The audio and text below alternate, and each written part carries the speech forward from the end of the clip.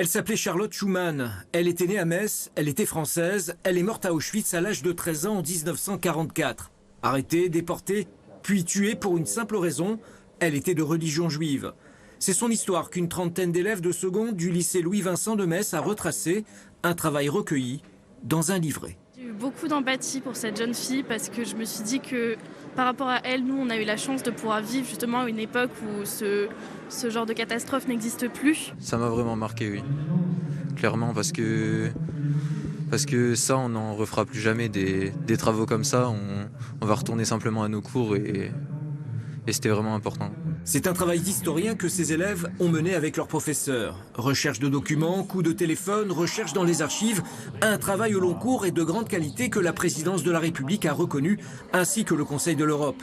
L'aide d'Henri Schumann, le cousin de Charlotte, a également été d'un grand secours pour redonner vie à la jeune fille martyrisée.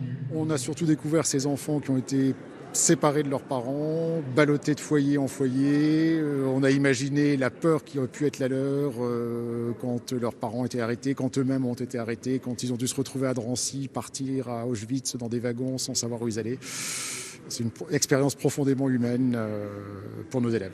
C'est plusieurs années qu'on travaille. Ils cherchaient des déportés des enfants de Metz.